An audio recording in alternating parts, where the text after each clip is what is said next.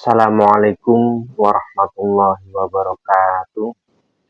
Wadyabala dimanapun Anda berada, jumpa lagi dengan Wijaya WT. Kali ini di kesempatan episode kali ini kita akan membedah atau membabar, membahas mengulas sejarah awalnya datangnya Bani bangsa asing, para Maulana, para tokoh-tokoh sesepuh penyebar Islam di abad ke-13 Masehi yang lebih masyhur dikenal dengan Wali Songo. Sesepuh Wali Songo ini yang sebenarnya ada perbedaan kesejarahan yang sangat mendasar dan jauh dari catatan-catatan, data-data primer, data-data sezaman, data-data internal yang ada di Keraton Dinasti Catursagotra atau Mataram Islam Keraton Kasunanan Surakarta Hadiningrat di daerah Solo sana dan Keraton Ngayogyakarta Hadiningrat. Begitu pula Kadipaten Mangkunegaran dan Kadipaten Paku Alaman. Diyakini dan dipercaya dalam catatan-catatan keraton tersebut menceritakan, meriwayatkan bahwa pada tahun 1299 bangsa Bani asing datang ke tanah Jawa dan menghadap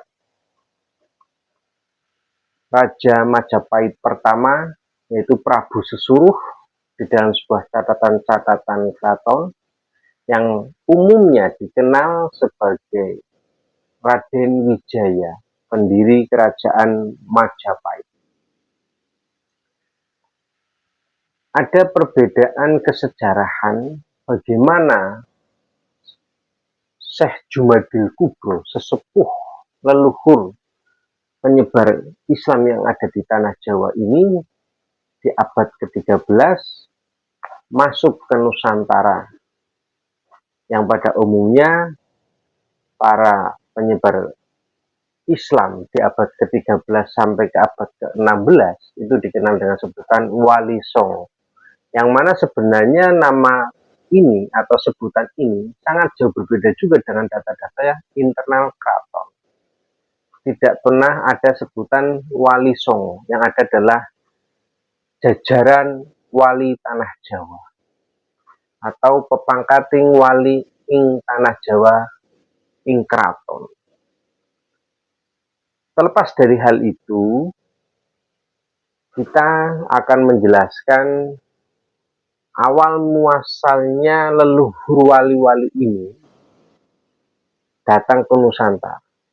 Baik Wadyabala Wijaya WT dimanapun Anda berada, Syekh Ahmad Maulana Mataram Jumadil Kubro menghadap Raja Majapahit tahun 1299 bersama Syekh Abdurrahman, Syekh Wahdi, lalu beliau menjadi mufti mengimami di daerah Jeddah. Lalu Syekh Kaji Santang, beliau sebenarnya seorang patih Mangkuprojo di negara Pajajaran Sundarwang atau kerajaan Pajajaran di Sunda sana. Beliau Syekh Kaji Santang setelah naik haji, beliau berganti nama Kaji Santang yang namanya tadinya adalah Patih Mangkuprojo. Lalu beliau menetap di Pakuwon Pajajaran dan meninggal di sana. Wadyabala Wijaya WT dimanapun Anda berada, Syekh Ahmad Maulana Mataram Jumadil Kubro ke-1 menghadap Prabu Sesuruh yang bergelar Prabu Bratono, yang dikenal di dalam sejarah umum dengan sebutan Raden Wijaya, pendiri kerajaan Majapahit. Dalam catatan-catatan keraton Kasunanan Surakarta Hadiningrat ataupun Kasultanan Ngayogyakarta Hadiningrat dalam data-data internal keraton tersebut disebutkan dengan julukan atau gelar Prabu Sesuruh, bukan dengan sebutan Raden Wijaya. Di kesempatan lain nanti akan kita bahas. Yang intinya, para Bani Asin tersebut, para Maulana itu, sesepuh-sesepuh wali-wali tanah Jawa dan para raja-raja, ratu-ratu nanti, ini menghadap Raja Majapahit. Lalu di tahun 1300, yaitu Syekh Abdurrahman, salah satu rombongan Syekh Ahmad Maulana Mataram Jumadil Kubro, beliau Syekh Abdurrahman ini yang diberi garwa triman oleh Prabu Bratono, Raja Majapahit yang pertama, atau Prabu Sesuruh, yang dari Roro Mendar, dari garwo selir atau garwo pengrambe Prabu Sesuruh Raja Majapahit pertama, yaitu Roro Mendar. Syekh Abdurrahman ini diberi garwo triman, yaitu yang bernama Dewi Pamandarsih dalam catatan internal keraton. Kenapa Syekh Abdurrahman diberi garwo triman? Karena beliau pada saat sebelum Majapahit berdiri, Syekh Abdurrahman membantu babat alas di negara kerajaan Pajajaran Sundaroang atau di Pajajaran Sundaroang. Lalu Syekh Abdurrahman ini diberi tanah wilayah di daerah Tuban oleh Prabu Sesuruh Raja Majapahit pertama dengan gelar Haryo Tejo Laku I. Lalu Syekh Maulana Ahmad Mataram Jumadil Kubro bergelar dengan sebutan Kiai Hageng Mataram ke-1. Jadi Syekh Ahmad Maulana Mataram Jumadil Kubro ini bergelar Ki Ageng Mataram ke-1. Syekh Abdurrahman bergelar Aryo Tejalaku I yang bertempat di daerah Tuban, Jawa Timur, dan Syekh Ahmad Maulana Mataram Jumadil Kubro bertempat yang sekarang lebih dikenal dengan DIY dan sekitarnya, Jogja, Solo, Kulon Progo, Pati dan sekitarnya, Alas Mentau dahulu. Syekh Ahmad Maulana Mataram Jumadil Kubro dikenal dengan julukan Ki Ageng Mataram ke-1. Beliau menetap di wilayah Mentau yang akhirnya di tahun abad 16 berdirilah kerajaan Mataram. Beliau babat alas Riyadhah menempat di wilayah Mentau atau Mataram sebelum adanya kerajaan Islam yang ada seperti Demak, Pajang, Mataram itu berdiri. Wadyabala dimanapun Anda berada, dijelaskan dalam data-data internal keraton, Syekh Maulana Ahmad Mataram Jumadil Kubro atau Ki Ageng Mataram ke-1 ini adalah keturunan dari Kanjeng Nabi Muhammad Rasulullah Shallallahu Alaihi Wasallam, generasi grad ke-19 dari Kanjeng Nabi Muhammad Shallallahu Alaihi Wasallam. Dan diterangkan di dalam catatan-catatan internal keraton, beliau diriwayatkan, dijelaskan sebagai grad ke-69 dari Nabi Adam alaihi salam. Dan beliau meninggal dan dimakamkan di daerah Pelawangan, daerah Gunung Merapi, selatannya Mataram.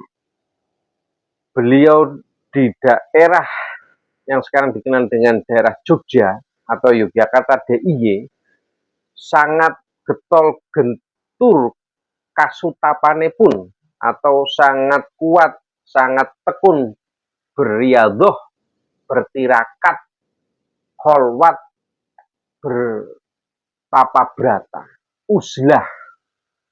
Beliau berkholwat di Gunung Merapi dan dimakamkan di daerah Yogyakarta, daerah Pelawangan, Gunung Merapi yang dikenal dengan Gunung Turgo, di atas sangat tinggi. Mungkin makam yang tertinggi yang ada di tanah Jawa, yaitu di makam Turgo, makam Syekh Maulana Ahmad Mataram Jumadil Kubro, Ki Ageng Mataram ke-1, leluhur wali-wali penyebar tanah Jawa, baik dari wali-wali jalur perempuan dan wali-wali penyebar Islam jalur laki-laki. Mayoritas nanti akan bertemu sebagai anak cucu buyut canggah Syekh Jumadil Kubro, karena dari persilangan kawin-mawin antara para wali itu dan bangsawan-bangsawan kerajaan Majapahit, Pajajaran, Demak, Pajang, dan Mataram Islam. Beliau diriwayatkan dalam data-data internal Syekh Ahmad Maulana Mataram Jumadil Kubro, Syekh Abdurrahman yang dikenal dengan sebutan Haryo Tejolaku I, Bupati Tuban, leluhur dari Sunan Kalijogo, juga Syekh Wahdi yang akhirnya pulang menjadi mufti mengimami di daerah Jeddah Arab sana, itu anak turunnya saling kawin-mawin bersilang dengan kerajaan yang akhirnya menyiarkan Islam secara sistem pernikahan dan sistem kepemerintahan kerajaan monarki pada saat itu, sehingga tidak heran bagaimana Islam bisa berkembang, Islam dan budaya Jawa menyatu karena kepandaian, kepiawaian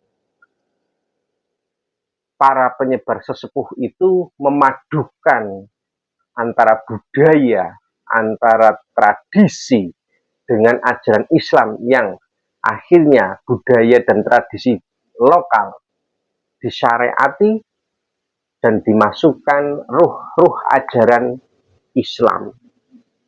Wadyabala dimanapun Anda berada, memang ada perbedaan dimanapun, itu hal yang biasa. Tetapi yang kami sampaikan adalah data-data internal, catatan-catatan, dan yang diyakini oleh Keraton Mataram Islam Kasunanan Surakarta Hadiningrat, Kasultanan Ngayogyakarta Hadiningrat, dan Kadipaten Mangkunegaran, Kadipaten Paku Alam. Mungkin sejarah yang kita sampaikan sedikit atau mungkin banyak berbeda dengan sejarah-sejarah yang di luar keraton. Jangan lupa like, subscribe, dan share, dan memberikan kritik untuk membangun channel ini lebih edukatif, lebih kreatif, lebih semangat untuk mengulas sejarah dan budaya bangsa, dan semakin meningkatkan kualitas. Silahkan kritik sumber, silahkan memberikan informasi tambahan untuk menambah hasanah sejarah bangsa kita yang akan kita ulas di channel Wijaya WT. Baiklah Wadyabala, di episode selanjutnya akan kita ulas bagaimana perjalanan selanjutnya generasi setelah Syekh Jumadil Kubro, Syekh Abdurrahman, Haryo Adipati Tejolaku I, keturunan-keturunan atau murid-murid Syekh Wahdi yang menjadi mufti imam di Jeddah, dan Syekh Haji Santang yang di Sundarawang Pajajaran. Lalu bagaimana bisa menjadi penyebar dan membangun peradaban besar di Nusantara, khususnya tanah Jawa, di kerajaan-kerajaan. Kurang lebihnya mohon maaf apabila ada kurang dan salah kata informasi juga. Kami hanya manusia biasa yang hanya ingin menguri-nguri budaya dan melestarikan sejarah. Mohon maaf apabila ada kurangnya. Assalamualaikum warahmatullahi wabarakatuh. Rahayu.